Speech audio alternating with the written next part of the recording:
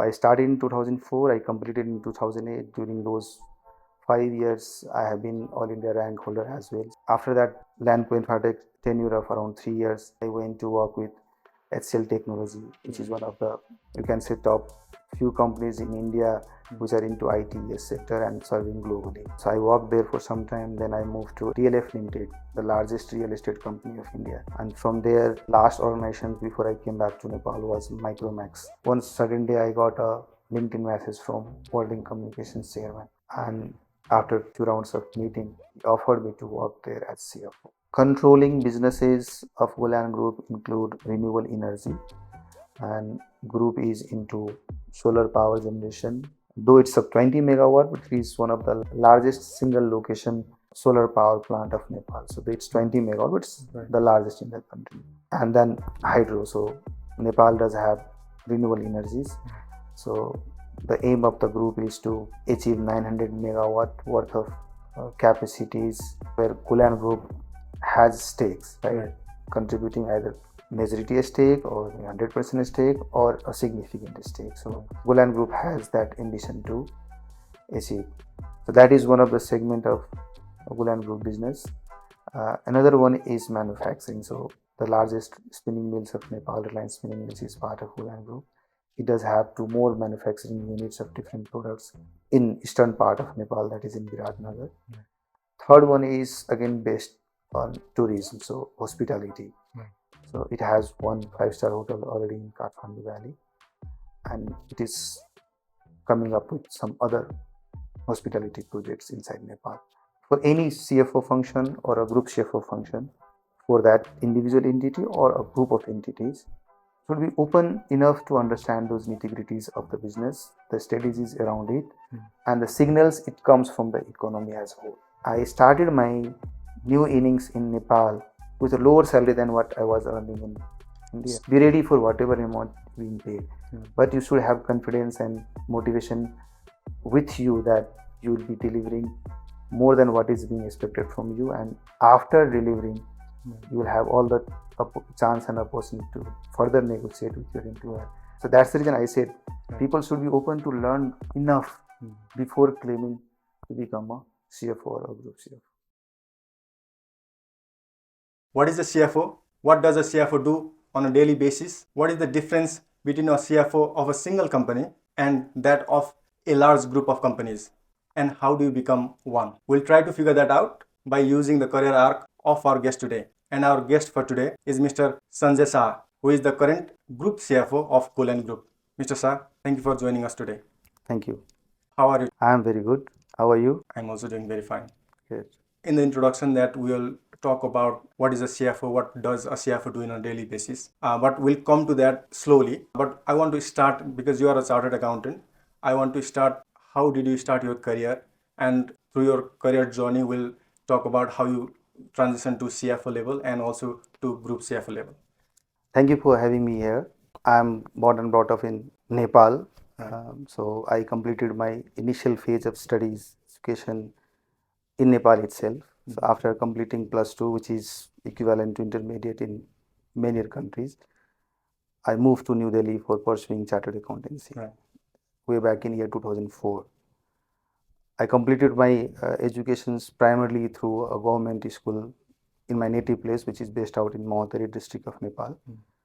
From there, I went to another district, of sort of metropolitan city type environment, which is in Parsa districts, which is Birganj. I completed +2 from there, and then I had aspirations to do something in the same field, because I took management as the discipline where I'd be doing my further studies. Hence, the opportunity for me is to pursue chartered accountancy, and from there the journey started. I went to New Delhi to pursue it in early 2004.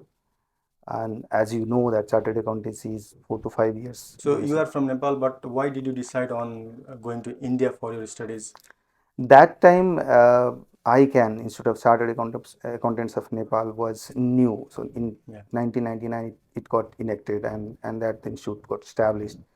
Till then, most of the students prefer to go to India. Why? Because ICI established in 1949, so 50 years older than ICA. And considering the experience which ICI has, uh, the preference at that time was to go to New Delhi or any other places in India and do it through ICI. And I was one of them who opted to do that. Right. So India being a bigger country with bigger opportunities, and also the Chartered Institute established more than 5 decades before that established in Nepal, your learnings, your opportunities would be better there.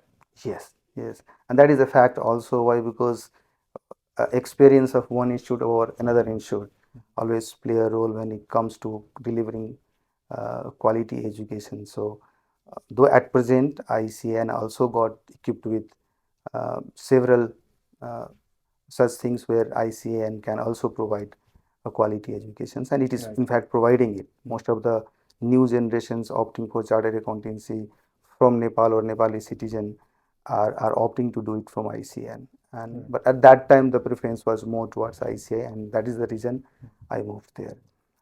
When I moved there, of course, the challenges was many. In fact, if you consider any uh, citizen of a different country going to a different country, Yeah. there would be a challenge in terms of languages, challenge in terms of the culture, Right. and that was also a part of learning for a student, because in 5 years journey you end up working with so many individuals.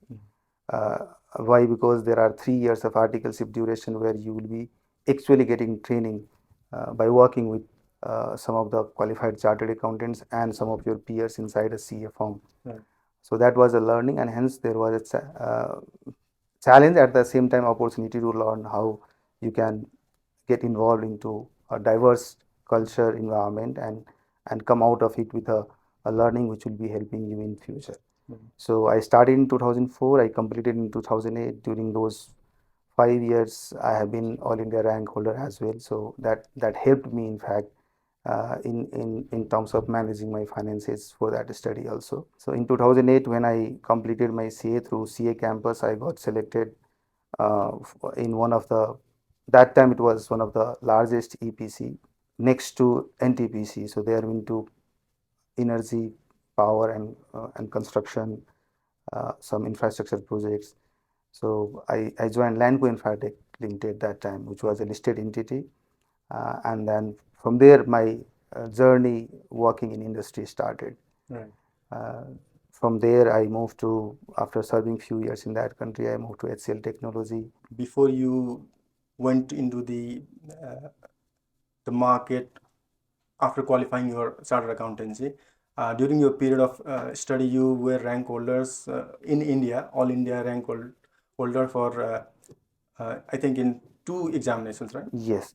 So I was All India third rank holder in the first examination of CA curriculum. That was, at that time it was CAPE1. Right. Later on it got converted, the name changed to CPT, then to again came back to foundation, which was before than mine. Right. So I was All India third rank holder that time. After that, in CA final also I was All India 37th rank holder.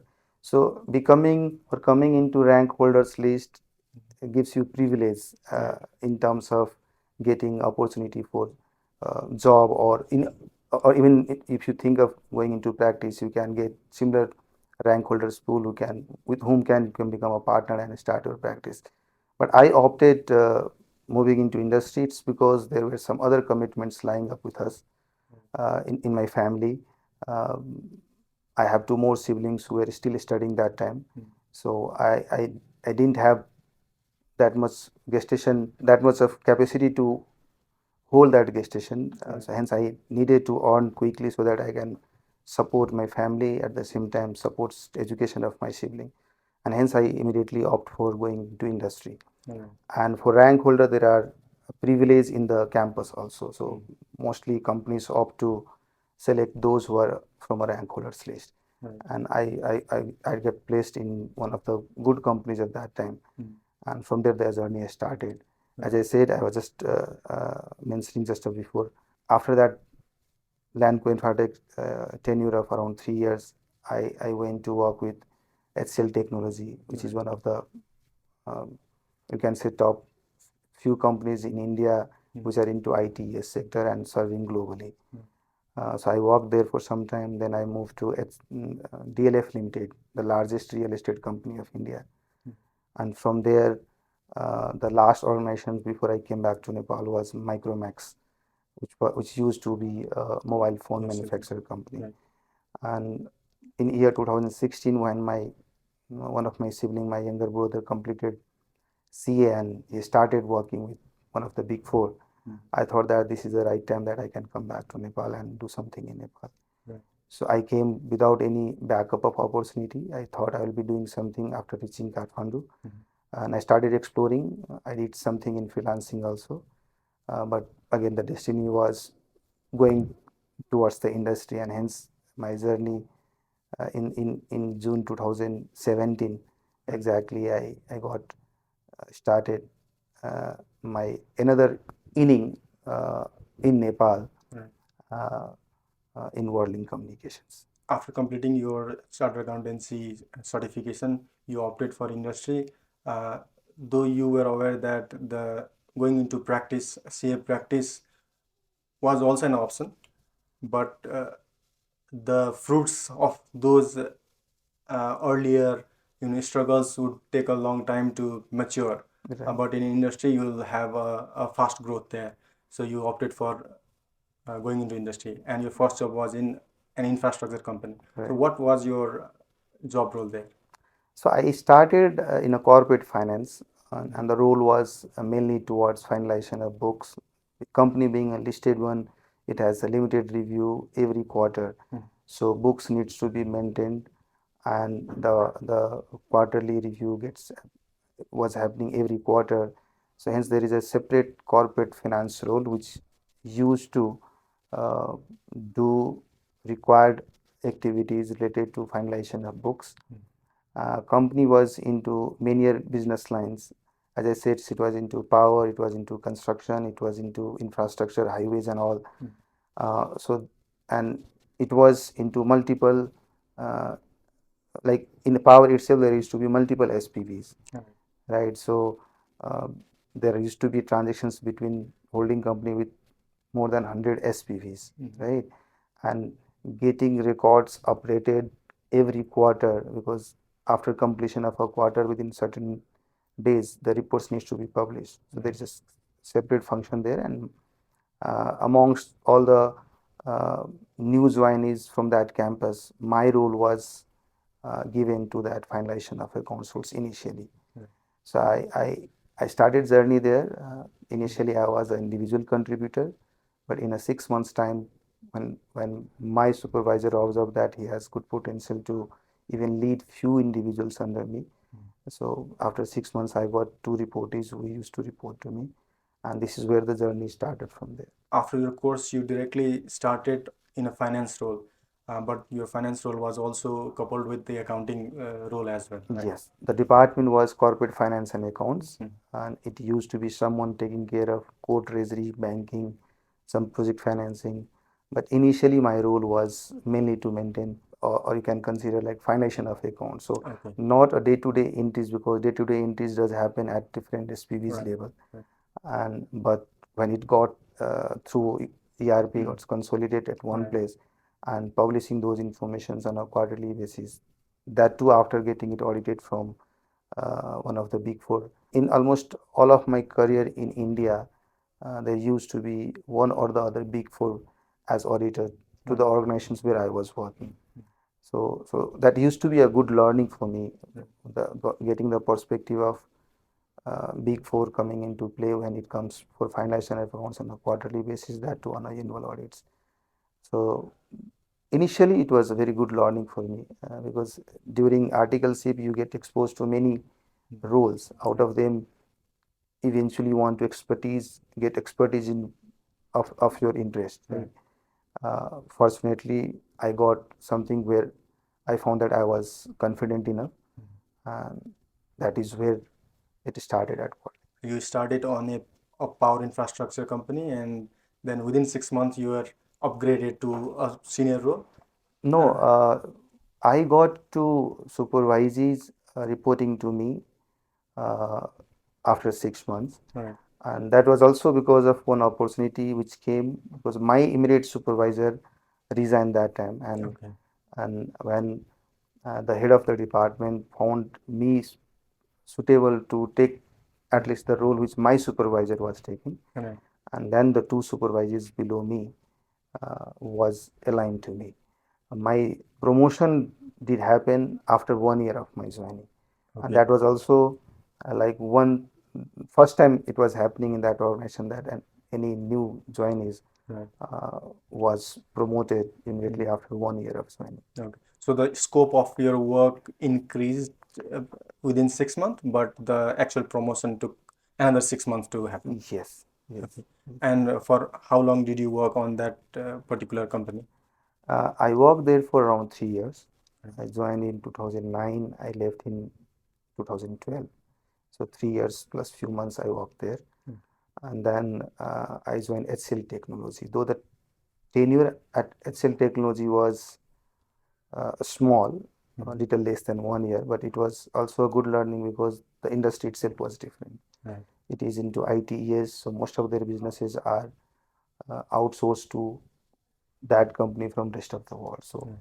So there what have what did HCL do? Was it a equipment manufacturer company or a no, service it's a service. So service they based? used to have IT service, all IT related services you can figure out. So there Right. used to be the resources working onshore and offshore. Mhm.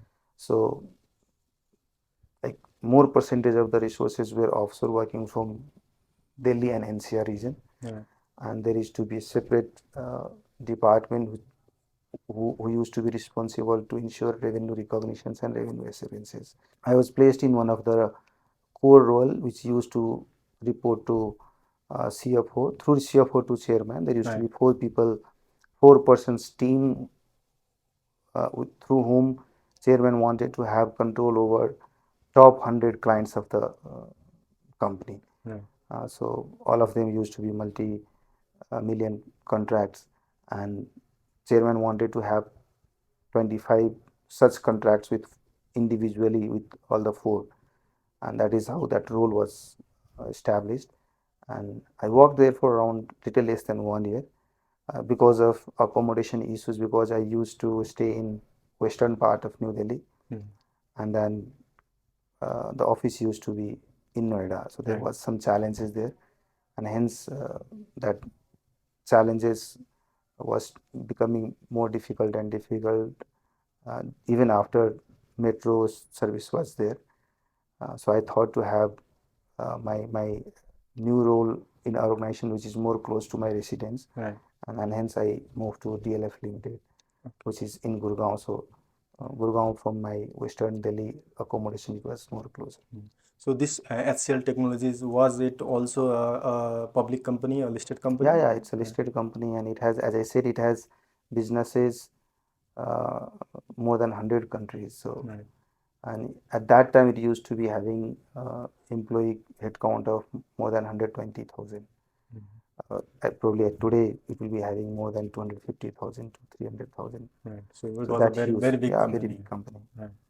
And in Noida itself, that company used to have many premises. Right. From there, the offshore services used to be.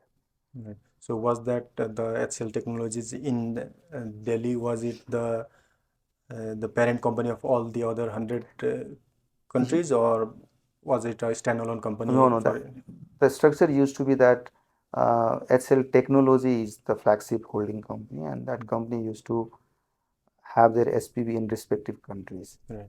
So, like for one specific country, there used to be have one company registered there, Mhm. but that is getting controlled through the company which is registered in India. And then you moved to again infrastructure, right? So Yeah, first you started with infrastructure in power infrastructure, then you shifted to service in IT service industry, and then again you got back to infrastructure. And DLF was a pure infrastructure company. yeah, the largest real estate of India, you can So, say that time. right. Probably even till now, that Mhm. company probably considered as the largest real estate.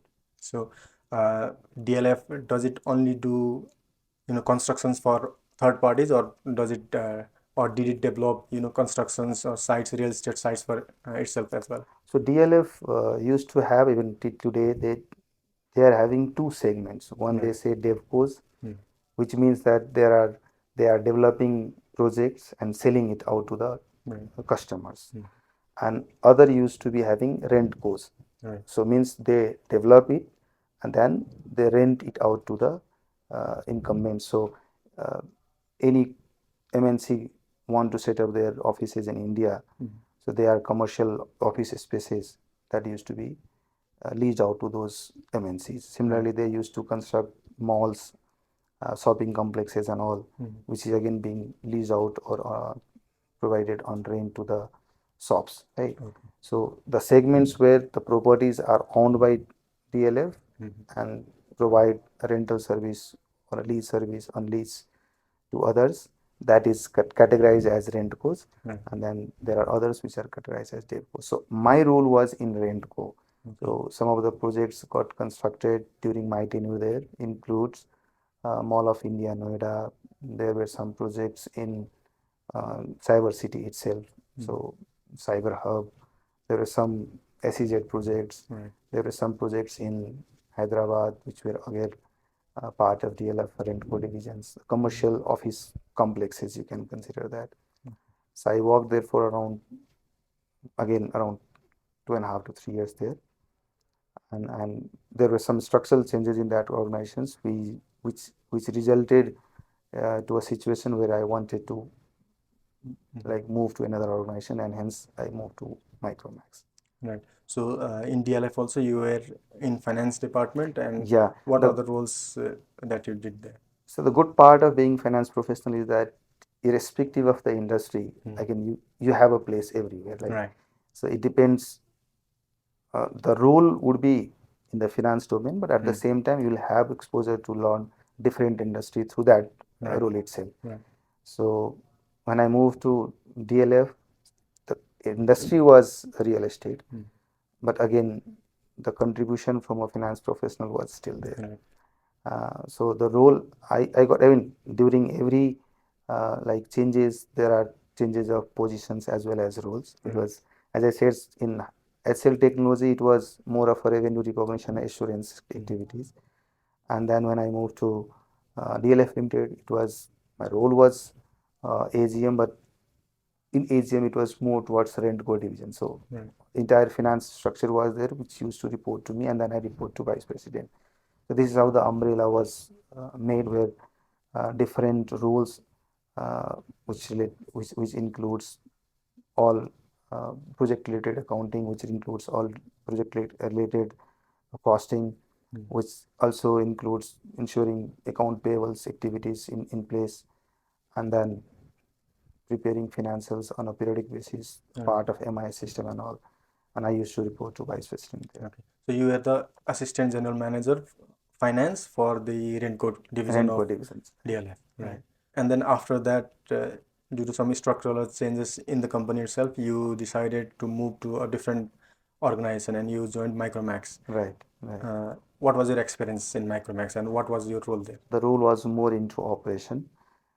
It was a company with turnover of around 7,000 crores in Indian currency, and there used to be you can say account payables worth 9,500 crores, including capex and new factory setup and all. So all of them were through a centralized operation being managed, and I was heading that accounts payable operations there in Micromax. Okay. And of course, being part of the operation team, you have to support internal financial planning analysis when there is MIS being built. You have to support regular like finalization of books. It includes finalization of MIS as well on a periodic basis, on an annual basis, the audit part and all. So it was more of an operational role there at Micromax. I see a pattern here. You were, looking at both construction or manufacturing type of industries, also service-based industries. DLF was both. It constructed. It was construction as well as a service-based Yeah. industry there. The earlier one, power development, was infrastructure and also service. And now again, Micromax was a manufacturer of mobiles and I think other accessories Yeah, as well. other consumer durables also Right. that time. So they do have one SPV through which they used to have manufacturing of consumer durables, including air conditioner, television, Mm. and other similar durable items. But the name and the brand of Micromax was Right. more familiar with mobile phones. Right. So it has initially started with feature phones, Mm. but subsequently it had, though at that time also it used to manufacture feature phones, but Right. because the worldwide adoption of smartphones was on a higher side, so Right. they started manufacturing smartphones as well. Yeah. And they were known for their cost-effective, good technology. Yes, yes, that was even the brand name came into existence, and the popularity came because of long durable battery life, shelf Right. life, Right. cell life of the manufacturing, Mm. like these feature phones. Right. In some of the remote locations, there are no enough power supply, so there are Right. more power cuts. So those remote locations, if you have phone which can last 10 days, 7 days of battery life, so of course there are more adoption there. Right. When entire ecosystem of smartphone adoption was Mm. like evolving, Right.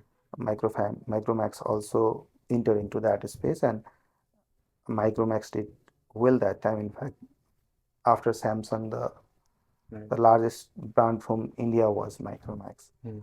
Though it has also ups and downs Right. if, in the later part of after I left. In fact, uh, they had some downfalls of their businesses Mm. after Chinese players entered into the Indian market. Mm. That is part and parcel of any businesses. Right. But still, that company is doing relatively okay. Right. So they are still in existence and doing all right as Yes, of now. yes. Not in the scale of Right. 2016-17, but still they are doing good. First, they were known true to their name, Micromax, so micro-sized phones with maximum battery capacities, and Yes. they established their name, and they were one of the biggest players in India, manufacturing in India. But later on, when the cheap Chinese handsets, mobile phones, smartphones penetrated the Indian market, they had to suffer a stiff competition and cost effectiveness, their comparative advantage got diluted there. So they had a tough time after that. Most recently, I heard from one of my connections who is still working with Micromax. Right. He said that one of the Chinese operator, Mm. probably it's Vivo or Oppo, they do have a large manufacturing facility in India, Mm. but Micromax took over that facility. Mm. So they are now further building their space into this domain. So I wish that that company again come into a big success in days to come. In Micromax, how long did you work there? Yeah, I worked there around 3 years in Micromax. The only small duration my stay was with HCL Technology. Otherwise, I was fairly Mm. I fairly worked with all the three remaining companies. And the motivation for me to leave Micromax was in fact coming back to Nepal. Right. Right. When I found that my immediate responsibilities are over, Mm. the commitments towards my siblings were over, I found that this is the time, because after completion of your 40s, maybe after 45 years of your age going to Nepal, it's better to Right. do it early, because that time that energy might not be there. Mm. So in 2016, when my brother completed his CA and started working, I immediately resigned, and then after serving a notice period of around 3 months, Right. the very next day I came back to. Always had in mind that you want to come back to Nepal and pursue your profession, uh, pursue your life here in Nepal, but due to family obligations, you had to stay in India for a long period of time. And then when the responsibility was now relaxed, now you're siblings were settled, they completed their studies, and now they were earning their own living. So you could come back to Nepal. And after coming back to Nepal, what industries did you thought about joining? What did you thought your role would be, or what profession? Though it would always be finance and accounting, but what sort of did you wanted to start in the industry, because you were coming out of industry, right, in the corporate industries? Were you set in mind that you'd continue that, or were you also thinking about setting up your own practice? So I came without any backup or pre, uh, you can say before landing to Nepal, I didn't have any offer as such, right? Right. So I came, and at that point of time, I was exploring both any sort of business Right. or any sort of any similar engagements where I can add value to. So I explored working with some of my friends uh, in their core practice. I thought to explore, but I didn't find any suitable match. Yeah. So immediately started teaching. In fact, in year 2017 when I land, very next day I met one of my friend who is running a coaching center Right. for CA classes. So there was some opportunity for me to at least get engaged to few hours of a day, Yeah. and then I was doing that part-time teaching, and the remaining part of that I used to explore what other opportunities I can do. I did few freelancing also during that time, but somehow the business aspiration was not making sense, Yeah. and also the perfect match of partner doing partnership with some of the existing practitioners were also not making sense.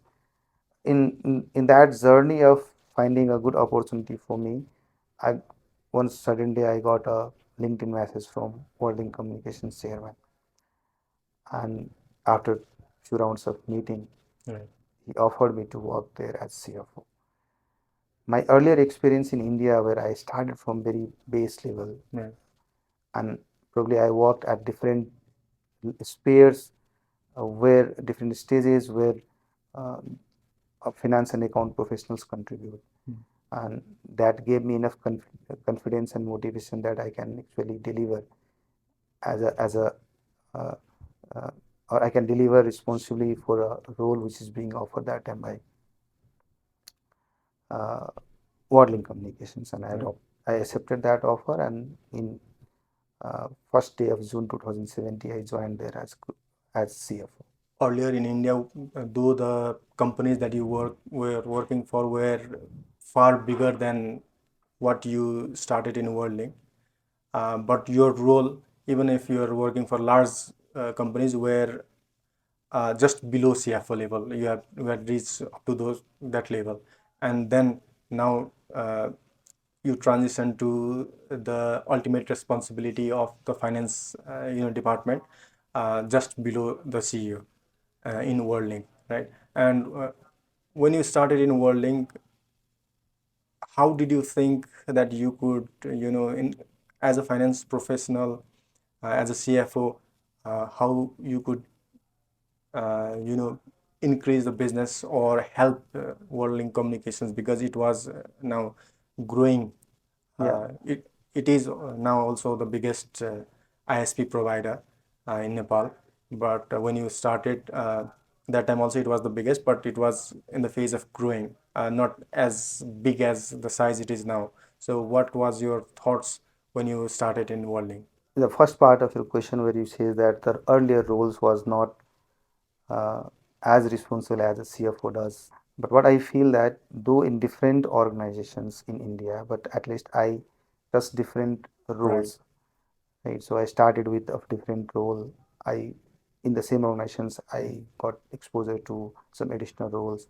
Moved to other organization there also I got exposure of different roles, and combined all of them. What I feel that at that point of time I was confident enough to take and assume responsibility of a CFO. Yes, the organizations, the size of the organizations in India where I worked for was pretty bigger than Worldlink Communications. Right. But in the context of Nepal, Worldlink Communications, as you have said, that it's the largest ISP. At the time when I joined, also it was largest. Even today, it's largest one. Right? The organization was transforming from a closely managed to a professionally managed. Right. And it was a vision of chairman and other directors there. They thought the management driven culture is what required in the organizations, and that is where they were uh, hiring some of the key professionals in the organizations, including CEO. CEO tenure started exactly few days after I joined. So I joined on 1st June. The CEO used to be COO, but he was formally designated CEO after 1.5 months of my joining. So earlier chairman himself used to be a managing director or CEO of the organization.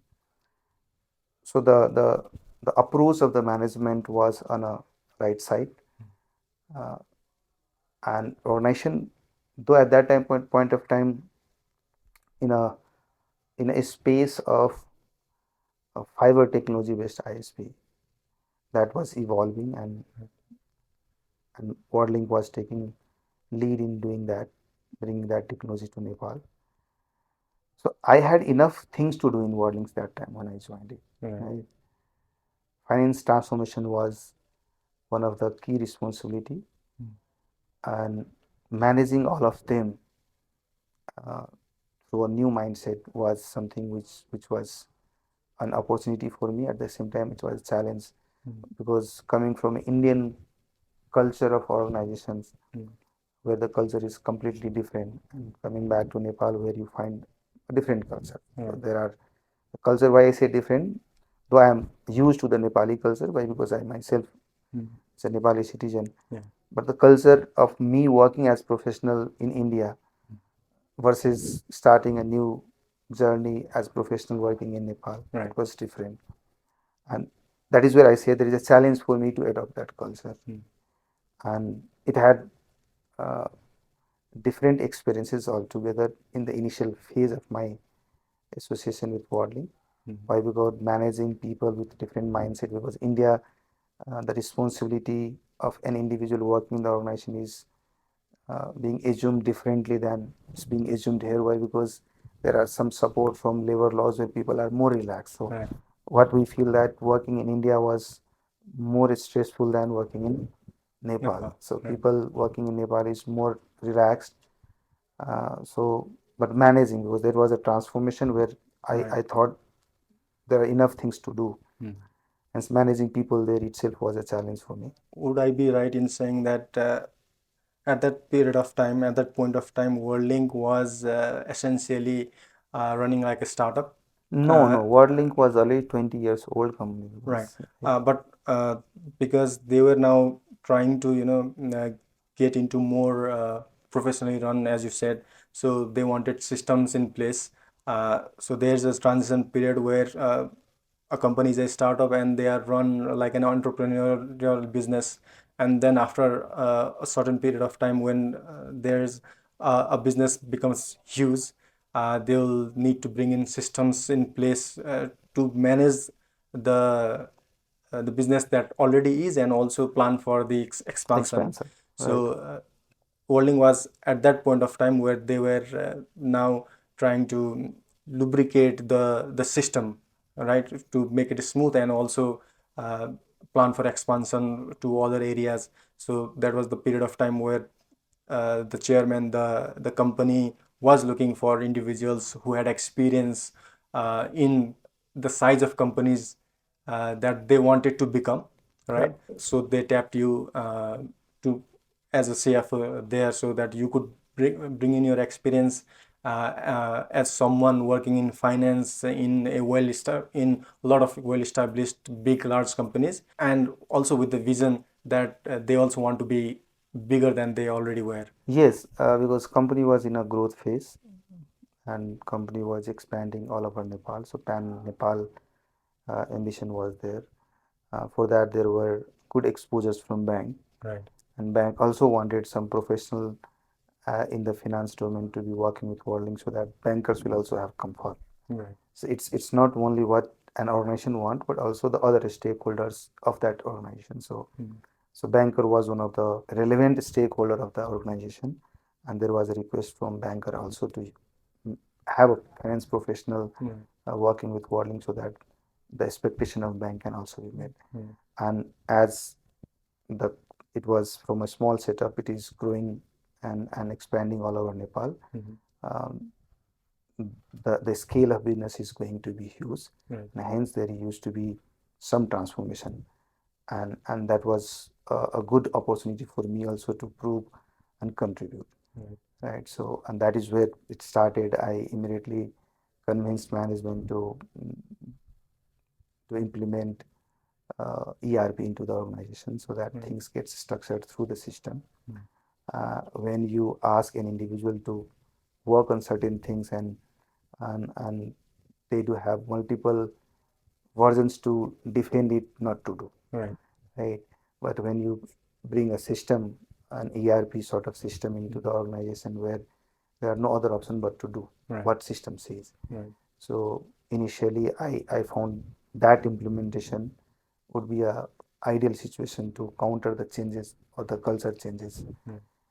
And that was successful. So we implemented Oracle EBS there, and through that system we brought so many processes and controls.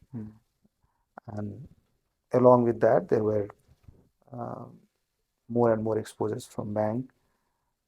In due course, we also got one of the largest foreign direct investment into the organization of that industry.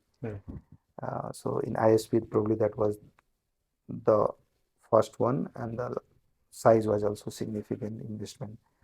And I played my role and contributed to that process. Gradually, the responsibility kept on increasing, from transformation of finance process to building good relationship with banks, to maintaining relationship with investors, bringing FDIs, and then corporate governance. So I was also appointed as company secretary there.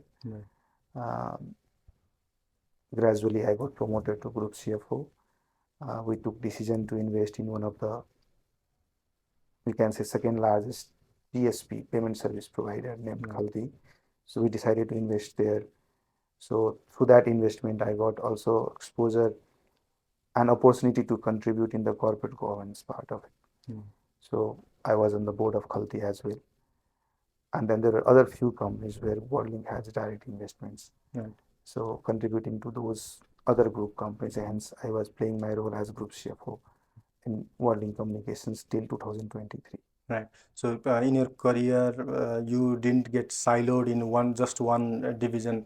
While you were working in finance, you in other companies before that you worked in corporate finance, you worked in reporting, you worked with payables, right? So everything a CFO has to look, everyone CFO has to supervise.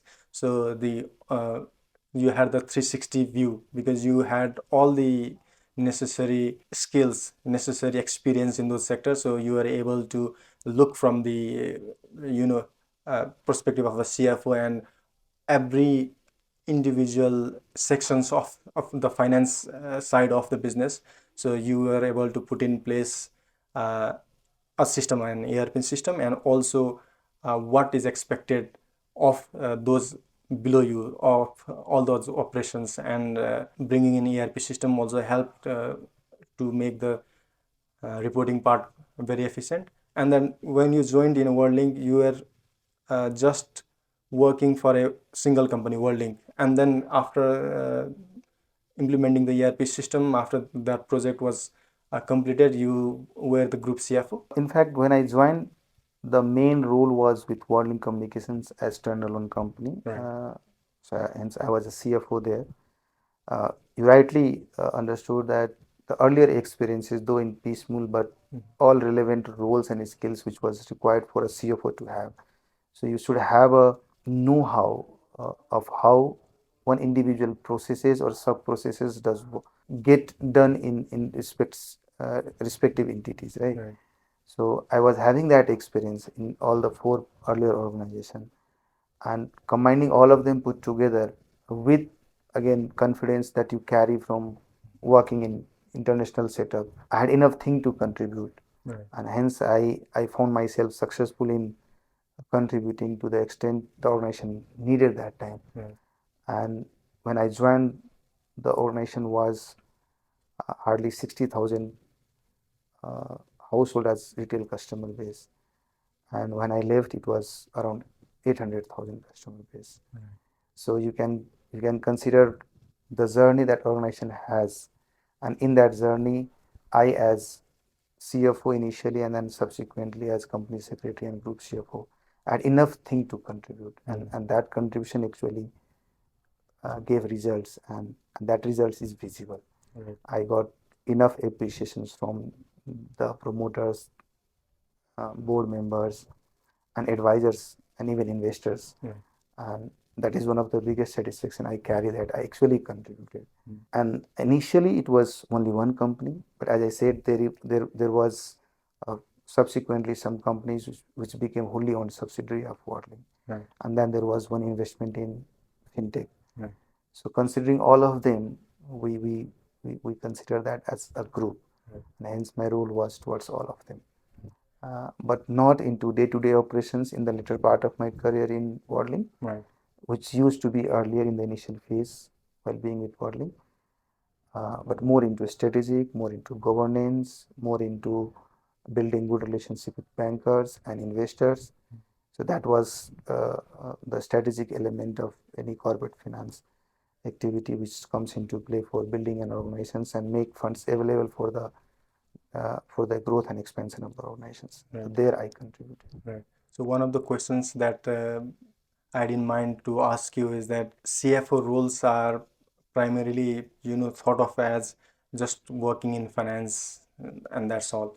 But the evolving role of CFO is also now a strategic stakeholder, person who could strategically help the business grow in the different aspects. So was your role as a CFO now quite different now that you are a group CFO, and how has the change happened from CFO to strategic CFO? Look, CFO traditionally used to be more confined towards back-end operations of maintaining finance and accounts. But now CFO is not limited to that.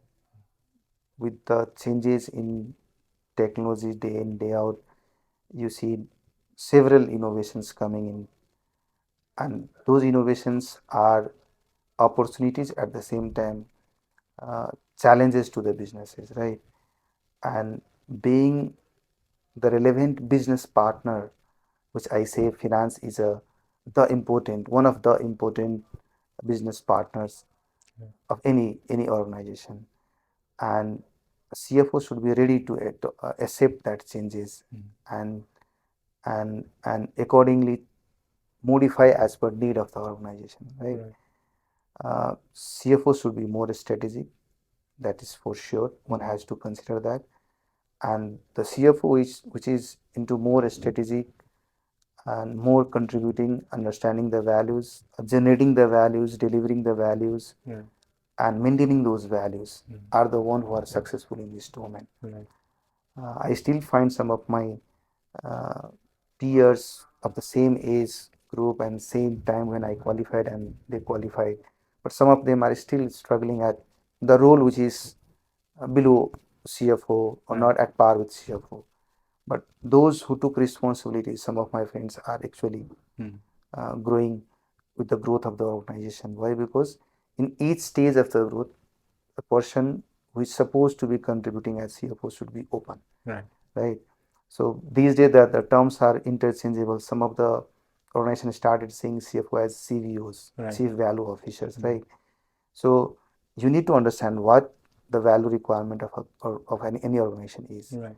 and maybe in some stages there would be the requirement of you to be more strategic.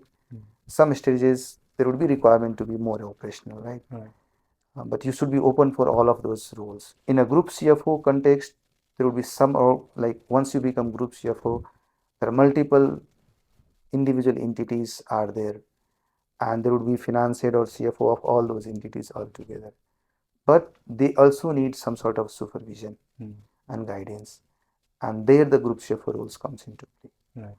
In the context of Golyan Group, where I am working currently, there are many businesses of different business segments, and all of those business uh, do have their finance heads, but they need supervision. They need strategic guidance. They need strategic support. Right. So what I feel at with this role is that I should be always available for support what my CFOs want in the respective businesses. It is not always you lead that. It's how you support them to succeed, right? In some cases, maybe your CFO would be struggling to get good deals from bank, and a group CFO may have to contribute in bringing that good deals with the bank. Group CFO may have to build a good relationship with the bankers so that group as a whole get advantage of it. There would be support required to raise funds, bring some strategic partners into the group.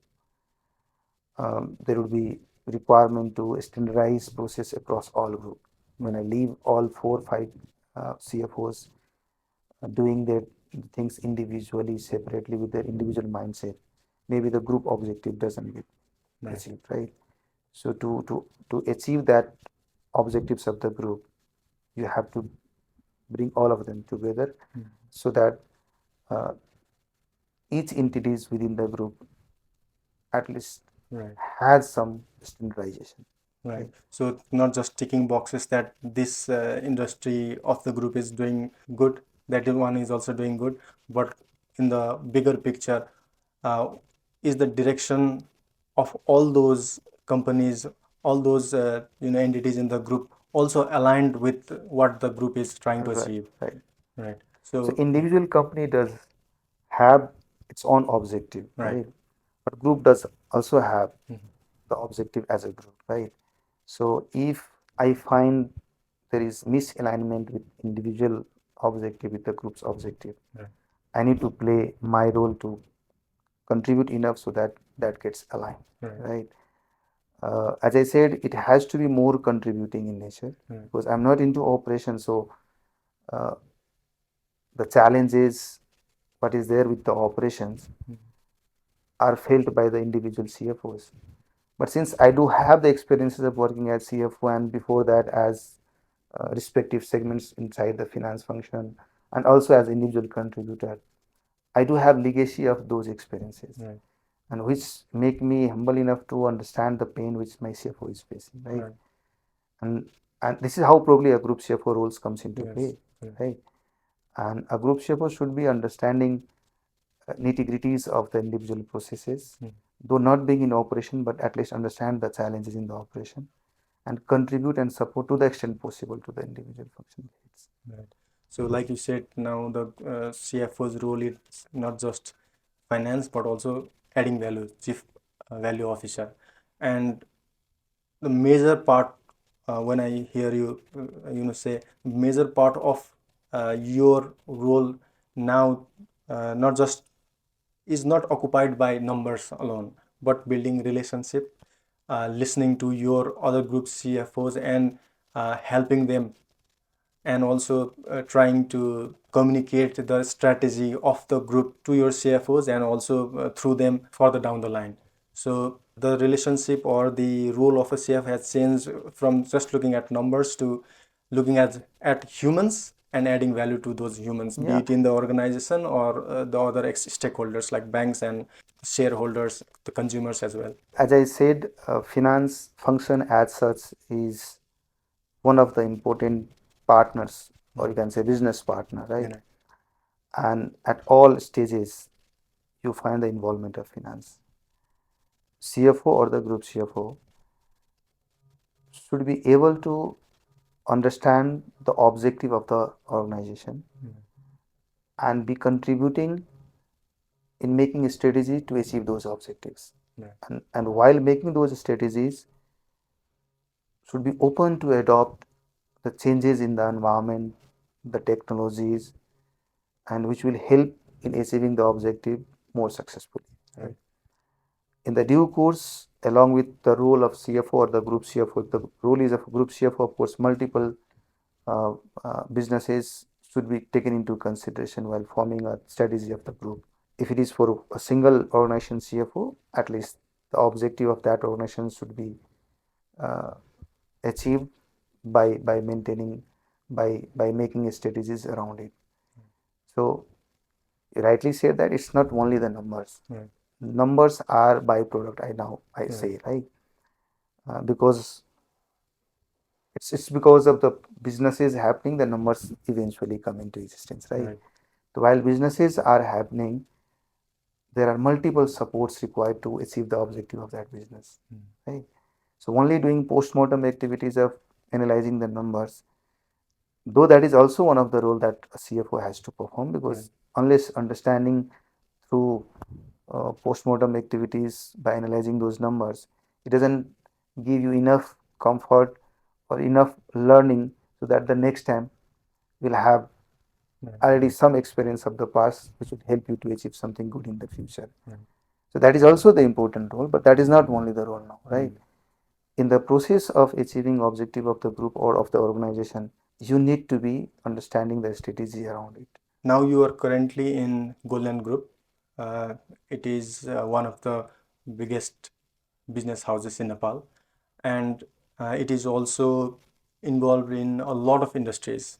So, what are some of the industries that Golyan Group has its interest in? Directly controlling businesses of Golyan Group include renewable energy, and group is into solar power generation. Though it's a 20 megawatt, but it is one of the largest single location solar power plant of Nepal. So it's 20 megawatt, but it's the largest in the country. And then hydro. So Nepal does have renewable energies. So the aim of the group is to achieve 900 megawatt worth of capacities where Golyan Group has stakes, right? Contributing either majority stake or 100% stake or a significant stake. So the Worldlink has, Golyan Group has that ambition to achieve. So that is one of the segment of Golyan Group business. Another one is manufacturing. So the largest spinning mills of Nepal, Reliance Spinning Mills, is part of Golyan Group. It does have two more manufacturing units of different products in eastern part of Nepal, that is in Viratnagar. So another one is manufacturing. Third one is again based on tourism, so hospitality. So it has one 5-star hotel already in Kathmandu Valley, and it is coming up with some other hospitality projects inside Nepal. So what belief that group is having in the context of Nepal, that Nepal economy fundamentals are based on certain pillars of economies. One pillar is power, right? And hence groups should have some exposure in power. Another, next one is tourism, and hence groups should have some businesses in tourism. That is the reason group has hospitality projects. And then it has other manufacturing capabilities, and that capability is like 2 to 3 decades old. So it's coming from the legacy of the group. The new, which is probably is neglected one, where probably government should have more uh, planned efforts, was agriculture. So we consider around 23-24% of land of Nepal is agriable, right? We consider Nepal is agricultural economy, but still there are some priorities still missing in that sector.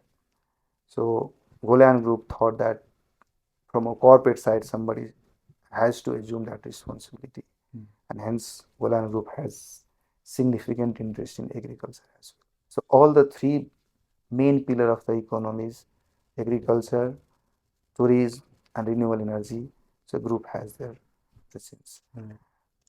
Apart from that, group has certain stakes into BFSI.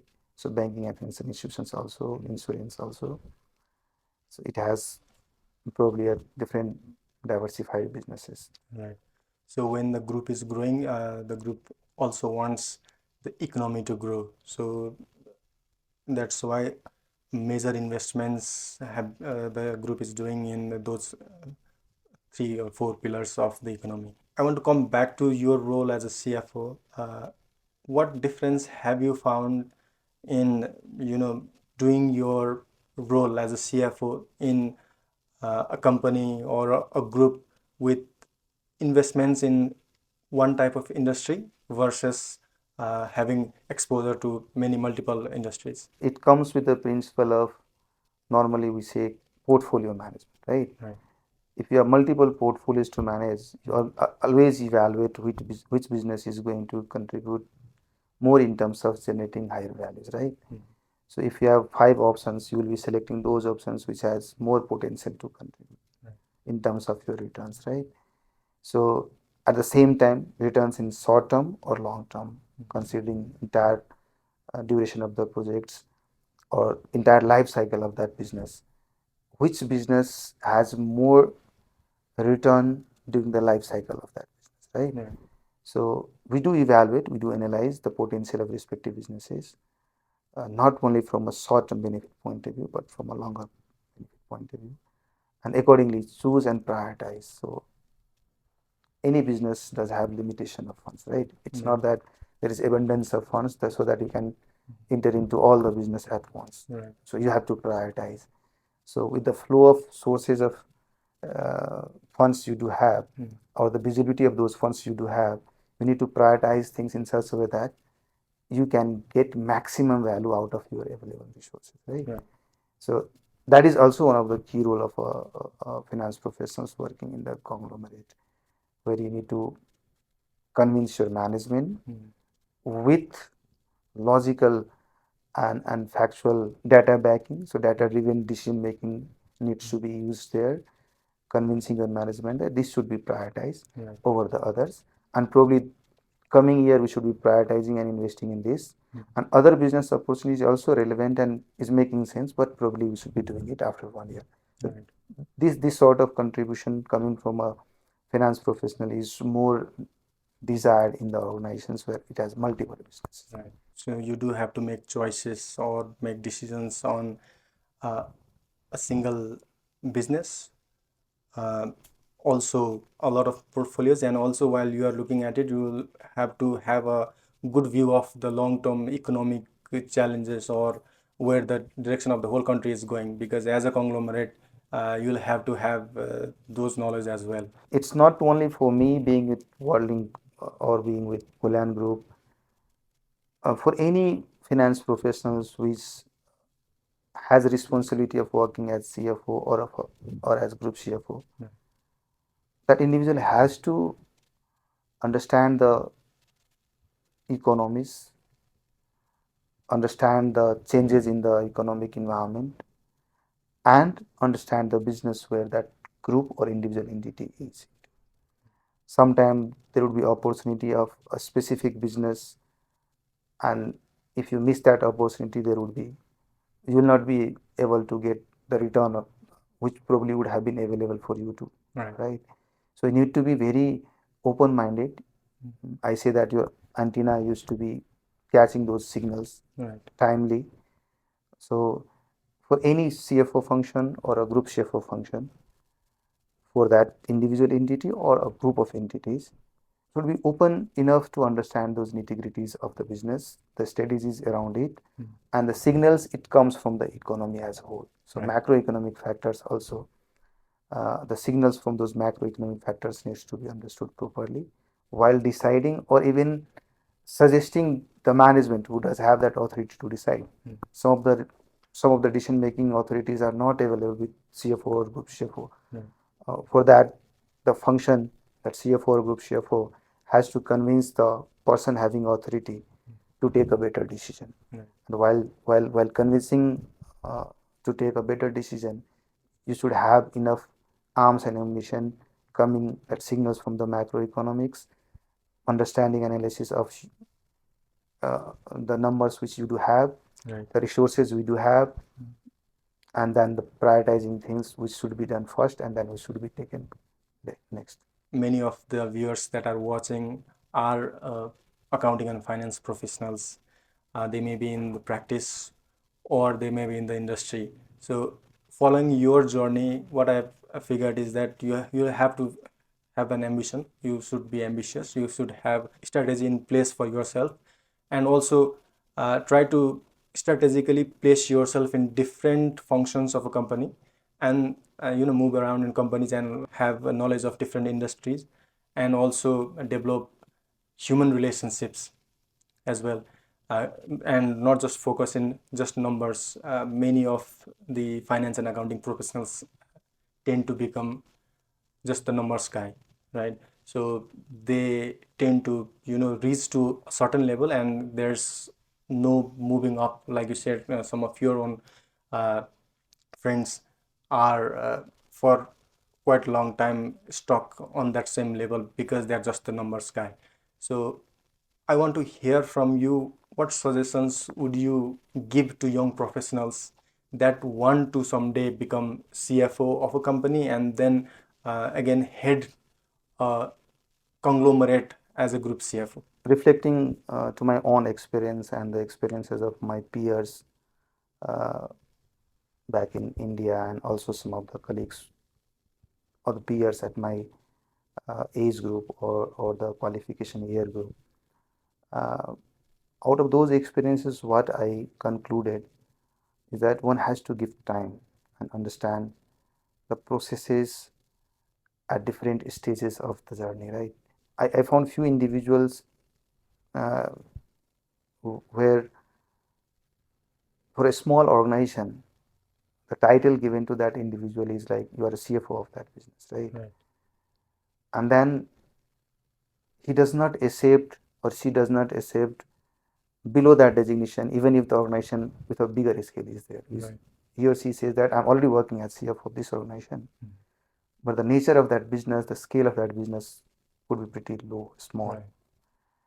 So, and again, becoming a CFO Mhm. is not overnight thing, right? Right. One has to spend time. I still remember it was early days for me. Immediately, like post marriage, I could not give enough time to my family. Mhm. Why? Because I was too much motivated towards learning new things because that was the first experience for me working in an industry, Right. and I was not in a position to give enough time to my family. Uh, it was the time where probably every in 3 months there is limited review. So I still remember those days, and why? Because it keep me motivated enough today, and it also reminds me that look, the persons working even as individual contributor, uh, that individual has certain aspirations and certain challenges which they have already faced, and I should be empathic to that person also. So I still remember that in every 3 months, around 45 days used to be a period where every day only after 10 p.m. I used to go to home, and early morning like 9:30 is the office hours. So 45 days in 90 days period, like 50% of the, you can say in that sense, 6 months of the entire year. Right. Your work duration in the office is like starting 9:30 till 10 p.m. Right. Those learnings comes into play even today, right? So one has to give enough time in learning things before claiming that the person is confident enough to become a CFO. What I felt in some instances where people started contributing in one role, and then probably in second role, ready to become a CFO for subsequent role. So once you gain confidence in all those significantly important process of the organization where a finance function contributes, for that one may get those opportunities in first 5 years, some may get up to 7-10 years. But after assuming all of those responsibilities in piecemeal and getting learning from those, then probably would be wanting to getting the responsibility of a CFO. It should not be. I saw a few cases where immediately after qualifying chartered accountant, someone came from India or even someone completed in ICANN, probably gets an opportunity to work as finance head, Right. and then again of a different scale organization, and immediately after that he or she started claiming that now he's CFO, right? Right. But CFO or to be claimed as CFO, the experiences would be, even there are organizations, MNCs of bigger scale, even after 10, 12 years of post qualification, the persons are still contributing to certain extent, Right. not declared as CFO. Right? Right. Should be open for learning to the extent possible, should not be shy of getting new things, should be accepting it open handedly, and then should be contributing to the extent possible. And once you gain confidence that now you should be taking and assuming bigger responsibilities where a CFO function should come into play, then only accept it. I was not CFO in India, Right. but when I came back to Nepal, since I had experience of working in MNCs, bigger size organization, that confidence helped me to accept that responsibility. And then actually I contributed also, which got appreciated. All those new generation which who are coming from India after completing few years of post qualification experience, they should also be open for learning the culture here, because Right. though being Nepali working in India, if you are coming back to Nepal, you have a different culture altogether. Right. You should be ready for that different culture. That is one that I want to just convey to those who are coming from India. A bigger pay, bigger responsibility in a company. When you are coming to Nepal, you haven't had the experience of Nepal, so you'll Yes. have to have that experience Yes. and maybe accept some roles that might be in paper a bit one bit downgrade from what you were doing back in And it India. actually does happen. In fact, initial maybe first few months to a year, I actually struggled a lot. Right. I struggled a lot to get into the culture. Right. Right? As I said in the beginning, it's more relaxed, right? If works does not happen today, so what? We'll do it tomorrow. Right. But there in India, that has to be done that day itself when it is supposed to be done. Right. So that differences was there. So I struggled a lot in the beginning. Gradually, when you engage with the individuals, you can convey what the importance of doing things on the same day versus doing tomorrow. Right. Those things come into play where you have to play your interpersonal skills. You said about the pay scale. Yes, working in India or any other parts of the world, as compared to Nepal, you have bigger opportunities. So probably you have bigger opportunity to earn as well. Right. Same pay scale may not be in Nepal, Right. but if you have aspiration to work in Nepal, it was a case with me, because somehow I was well placed, earning good money. My siblings were settled. Right. So I could have some more relaxed and probably more contributing opportunities there in India itself. Right. But the motivation for me was to come back to Nepal and do something here in Nepal. I compromised my salary. I started my uh, new innings in Nepal with a lower salary than what I was earning in India. So could you say by what percentage you might have to take the pay cut? Probably X INR versus X NPR. Okay. X remains the same, but it's simply converted into INR to NPR. But in the initial few months of my contribution in the organization, which the relevant stakeholder of the organizations recognized, appreciated, and gradually the gap was filled. Probably I may consider that I am one of the good paid individuals from this profession working in Nepali companies. Initially, when you come back, the motivation should not only be amount, not only be the money which you will be getting. Right. So this is how the gap was there. The gap got narrowed, and then further increments also help to increase your pay base, and then gradually you are one of the good paid employee.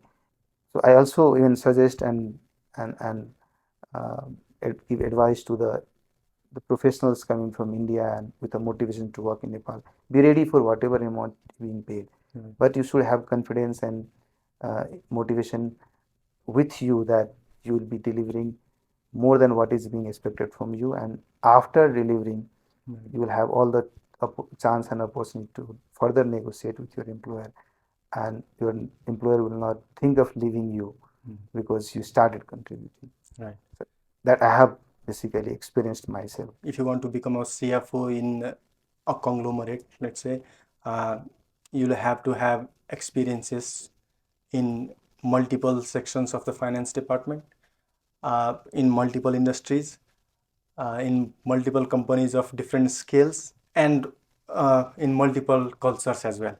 Because culture may also be different between different companies, different regions, different countries. So you'll have to have experiences there, and then when you combine all of those experiences, now you'll be ready to become CFO, and also how you can provide strategic value to the company, not just numbers but also strategic value.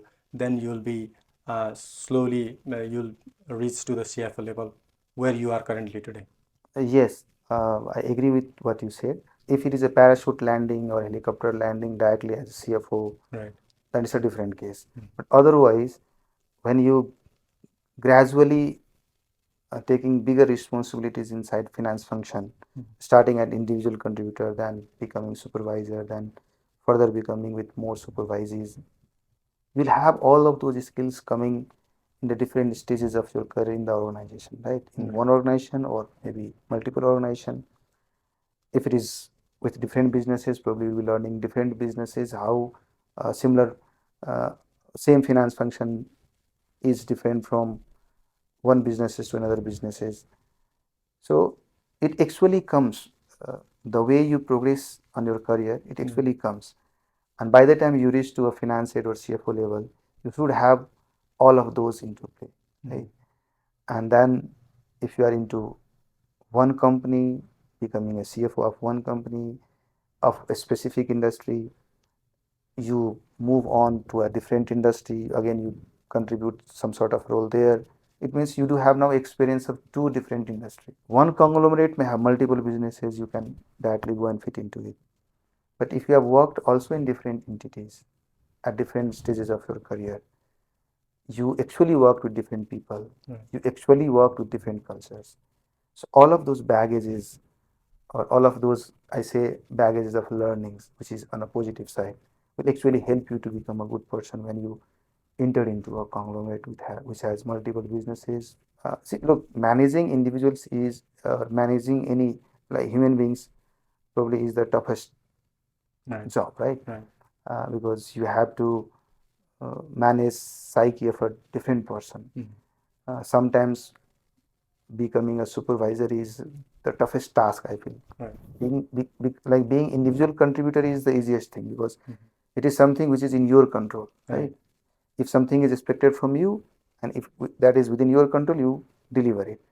But when you become a supervisor, you have to take care of multiple multiple individuals of different perspective, different psyche working with you, and though the responsibilities are there with those individuals, but you are equally responsible for the things being done through them, right? That is where your learning and maturity comes into play. So that's the reason I said people should be open to learn enough before claiming to become a CFO or a group CFO. Thank you very much for this very insightful talk. I think there are quite a lot of learnings to be had from this talk. And thank you for your experience. Thank you for your time. Thank you very much. Thank you, Sushil. Thank you. Namaste.